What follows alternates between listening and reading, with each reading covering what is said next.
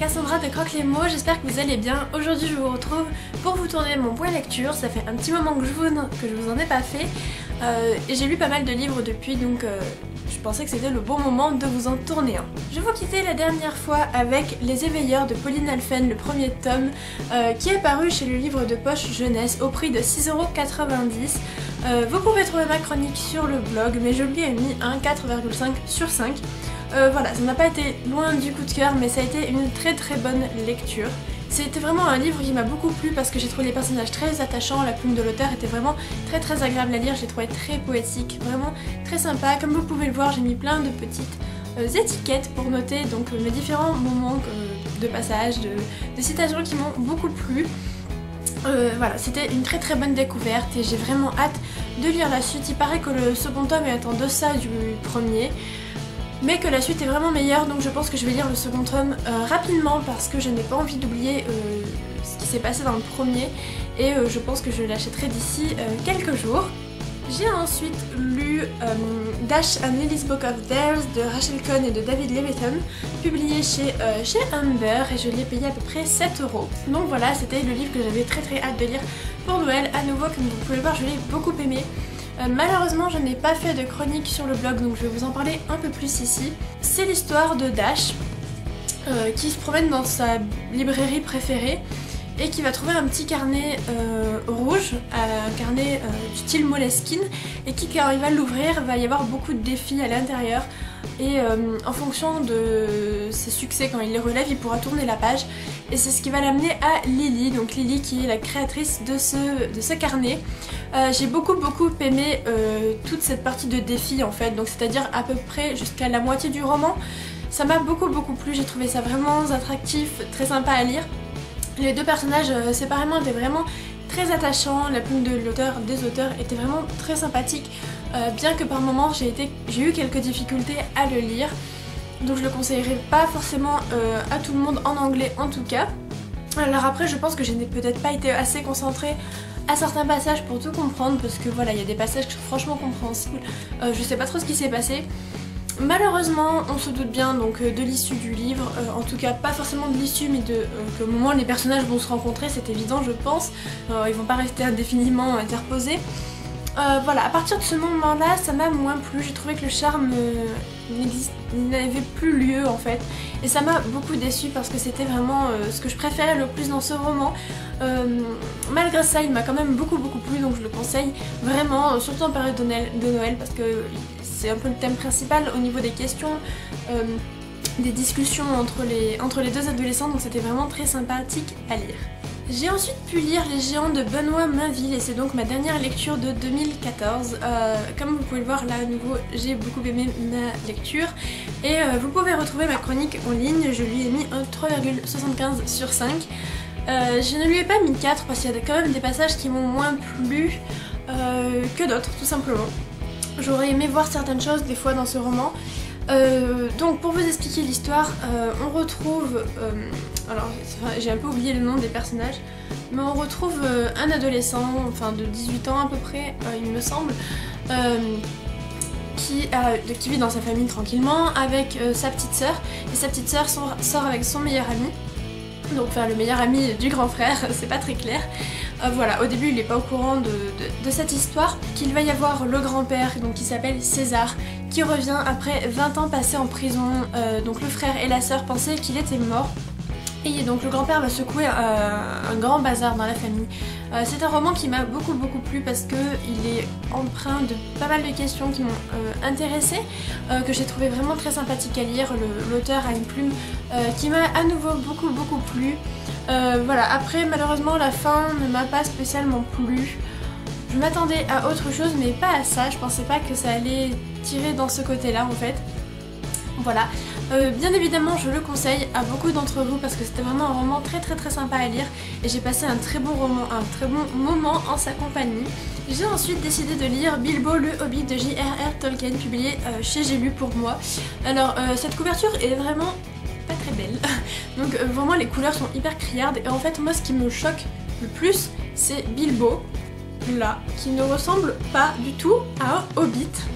Voilà, j'ai vraiment craqué pour ces pages rouges et voilà, c'est vraiment l'objet livre qui m'a vraiment fait craquer parce que c'était un livre ancien et qu'en ce moment j'avais très envie d'en lire un. J'avais décidé de découvrir Bilbo le Hobbit après avoir vu les 3 films au cinéma et j'ai été complètement charmée par ces 3 films parce que je n'ai jamais vu ni lu Le Seigneur des Anneaux comme vous le savez maintenant et ça fait partie de mon challenge 2015.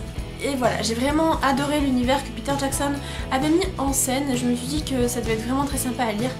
Donc je me suis lancée et j'ai eu une très bonne lecture. Je lui ai mis à nouveau 3,75 sur 5. Voilà, parce qu'il y a eu des moments un peu étranges dans ma lecture.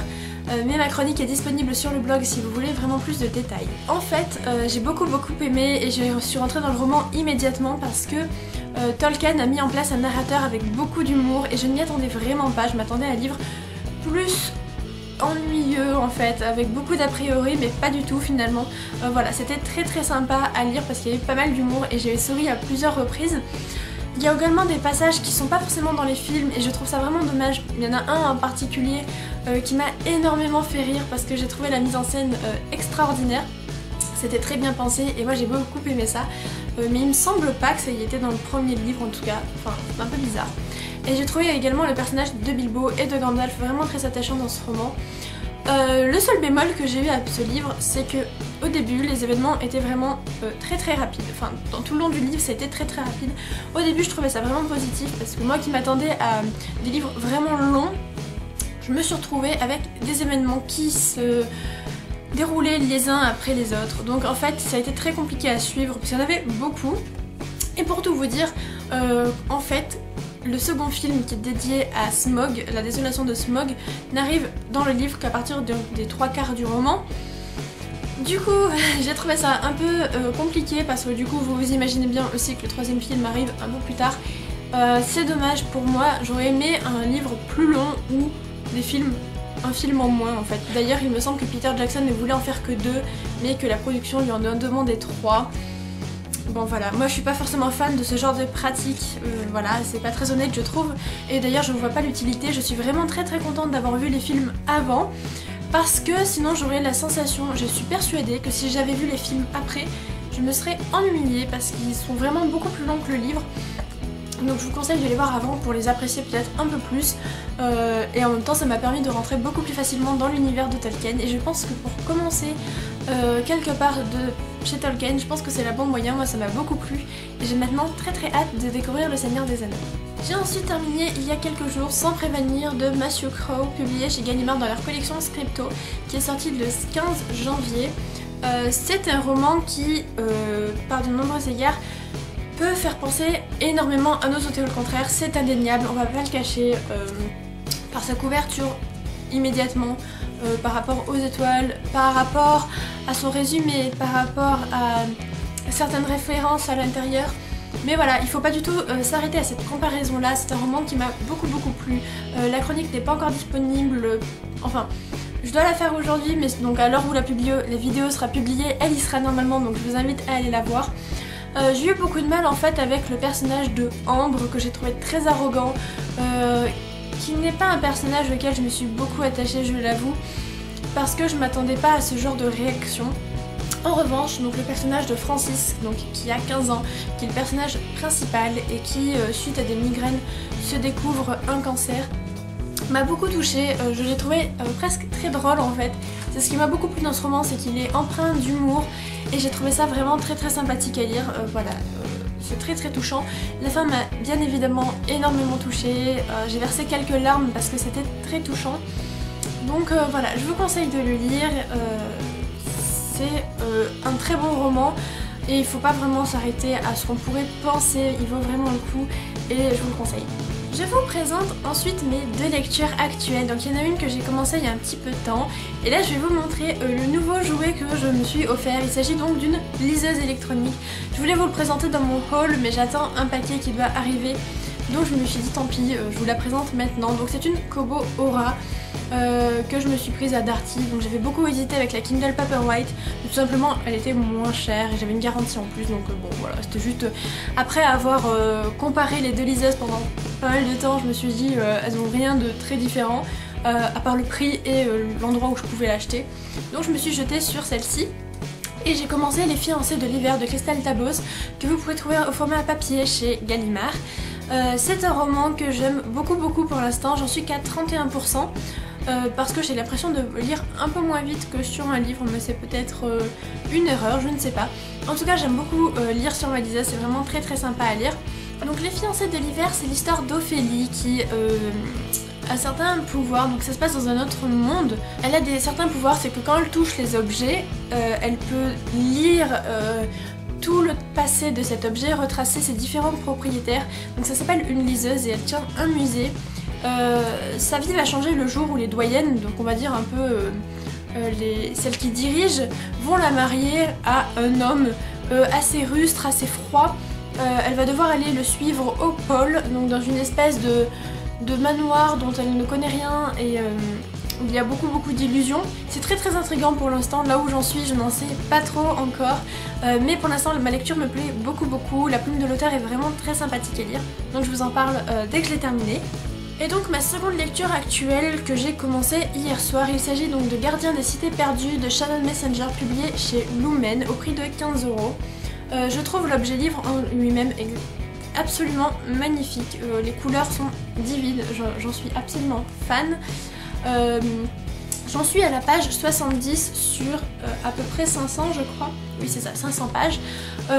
Pour l'instant ça va très bien, je m'inquiète pas trop pour ce roman parce que les avis sont extrêmement bons. Sur Livre Addict il me semble qu'il n'y a pas de note en dessous de 15 ou 16, enfin, et encore je crois que c'est un peu plus même.